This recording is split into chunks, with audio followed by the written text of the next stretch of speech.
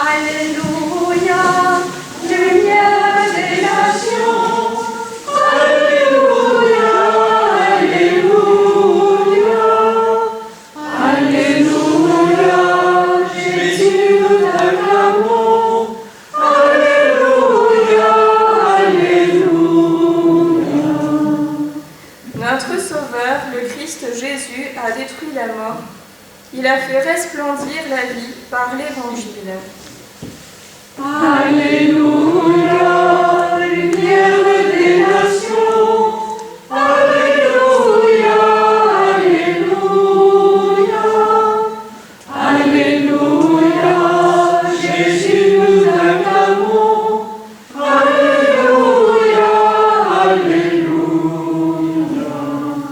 Le Seigneur soit avec vous. Et avec votre esprit. Bonne nouvelle de Jésus-Christ, selon saint Marc. Gloire à toi, Seigneur. En ce temps-là, tandis que Jésus sortait de Jéricho, avec ses disciples et une foule nombreuse, le fils de Timée, Bartimée, un aveugle qui mendiait, était assis au bord du chemin. Quand il entendit que c'était Jésus de Nazareth, il se mit à crier « Fils de David, Jésus, prends pitié de moi !» Beaucoup de gens le rabrouaient pour le faire taire, mais il criait de plus belle « Fils de David, prends pitié de moi !» Jésus s'arrête et dit « Appelez-le !» On appelle donc l'aveugle et on lui dit « Confiance, lève-toi, il t'appelle !» L'aveugle jeta son manteau, bondit et courut vers Jésus. Prenant la parole, Jésus lui dit « Que veux-tu que je fasse pour toi ?» L'aveugle lui dit « Rabboni, que je retrouve la vue. » Et Jésus lui dit « Va, ta foi t'a sauvé. » Aussitôt l'homme retrouva la vue et il suivait Jésus sur le chemin. Acclamons la parole de Dieu. Louange à toi, Seigneur Jésus.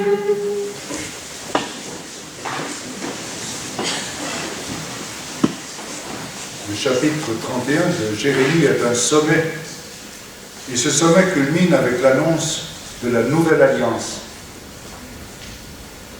Jérémie connaît le secret de la nouvelle alliance, car un changement se produit en lui lorsque Dieu l'a fait prophète. Il a découvert alors une relation personnelle, toute intime, avec Dieu, si différente d'attitudes, voire de pratiques religieuses, pour sincères qu'elles soient. La nouvelle alliance est celle où la loi nouvelle est inscrite dans le cœur. De la main de Dieu, les croyants avancent alors sur le droit chemin. Telle a été l'expérience de Jérémie, qui est sorti de son doute et s'est décidé à suivre l'appel du Seigneur. Et maintenant, il ne peut plus se taire. Il ne peut qu'encourager ses compatriotes. Debout, montons vers le Seigneur notre Dieu. C'est le verset qui vient avant ce que nous avons lu aujourd'hui. Ensuite, il suscite leur enthousiasme. Poussez des cris de joie, acclamez la première des nations. Faites résonner vos louanges, acclamez celui qui vous rassemble et vous ramène. Et, porte-parole du Seigneur, il affirme « Je les conduis vers les cours d'eau par un droit, par un bon chemin. Même l'aveugle et le boiteux ne trébucheront pas. » Avec l'écho renvoyé par le psaume, nous venons de chanter « Quelle merveille le Seigneur fait pour nous, nous étions en grande fête. » Et dans l'Évangile, nous retrouvons le peuple, ce même peuple de toujours, le peuple d'hier et d'aujourd'hui, en chemin, alors aux abords de Jéricho, agglutiné autour de Jésus, le prophète par excellence. Contemplons ensemble la scène, si vous le voulez bien, comme si nous étions présents. Ne sommes-nous pas, d'ailleurs, tous et toutes, en chemin avec Jésus ou vers Jésus? Tirons-en quelques profits. Que se passe-t-il? Un mendiant parmi d'autres, ça ne manque jamais. Ça ne manque nulle part. mais pas du tout un mendiant anonyme. Il a un nom que nous connaissons tous, c'est Bartimée, le fils de Timée. Il mendie parce qu'il est aveugle, donc sans ressources. Fatigué d'attendre que des passants lui donnent quelque chose, il est assis au bord du chemin. Il ne voit pas, mais il n'est pas sourd. Bien au contraire, son ouïe est affinée, comme c'est souvent le cas pour ceux qui ne voient pas, les non-voyants.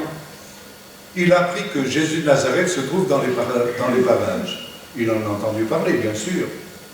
Il a déjà sa conviction. Il est aveugle, mais il n'est pas muet.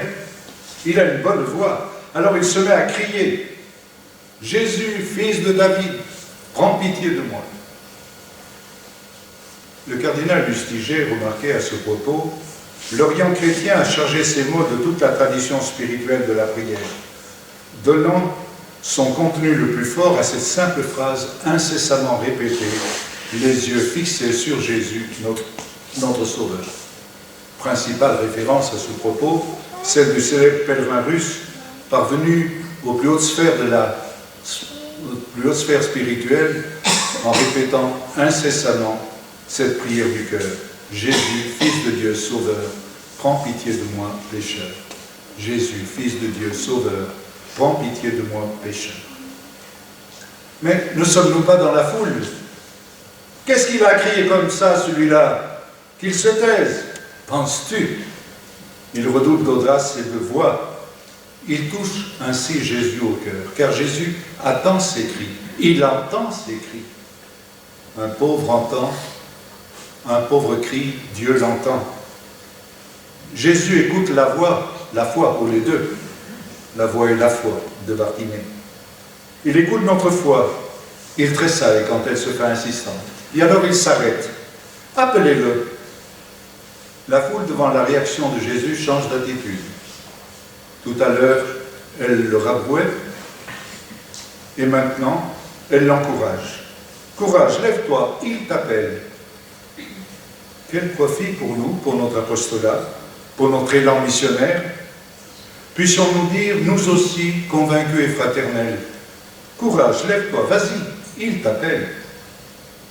Puissions-nous aussi savoir nous-mêmes écouter lorsque quelqu'un, lorsqu'une lecture, lorsqu'un témoignage, lorsqu'une inspiration intérieure nous dit « Il t'appelle, je t'appelle ». Bartimée jette son manteau, c'est tout son bien, mais ça le gêne pour bondir et courir vers Jésus. Quel dynamisme, quelle leçon pour nous! Laisse donc ce qui t'encombre debout, quitte une vie assise, arrache-toi ce qui te tient loin du Seigneur. Et puis manifeste une confiance totale. Comme tout un chacun, Bartimée sait bien que ce Jésus n'est que le charpentier de Nazareth. Pas de quoi s'enthousiasmer. Beaucoup butent là-dessus. Mais, nous avons entendu dans la deuxième lecture, il ne s'est pas donné lui-même la gloire. Il l'a reçu de Dieu qui lui a dit « Tu es mon fils, moi aujourd'hui je t'ai engendré ». Bartimée ne s'en tient pas aux opinions des uns et des autres. Le fils de Timée proclame bien haut que le Nazaréen est le fils de David, le Messie. En fait, n'est-il pas déjà dans la lumière quand il l'appelle Rabouni, c'est-à-dire maître? Une telle foi ne peut que bouleverser Jésus. Que demande Bartimée? Voir la lumière. Cette prière est exaucée aussitôt, celle qui demande la lumière, car Dieu est lumière. Alors Jésus s'écrie, va, ta foi t'a sauvé. Bartimée recouvre la vue, et bien davantage, des yeux qui voient Jésus, si bien qu'il veut devenir son disciple. Il suivait Jésus sur le chemin. Nous savons que ce chemin, comme c'était le cas pour Jérémie, conduit vers le Seigneur, conduit vers Jérusalem, conduit vers la Pâque. Et nous qui sommes ici ce matin, nous qui en savons sur Jésus bien plus que Bartimée, comment le regardons-nous? avec nos yeux de chair ou avec des yeux illuminés par la foi? Le regardons-nous vraiment jusqu'à ressentir ce désir lancinant qui a fait d'hommes et de femmes comme vous et moi des saints? Jésus, Fils de Dieu, Sauveur, prends pitié de moi, pécheur. Ok, lève-toi. Je t'appelle. Suis-moi. Je suis le chemin, le vrai chemin qui mène vers la vraie vie. Ainsi soit-il. Qu'il en soit ainsi. Amen.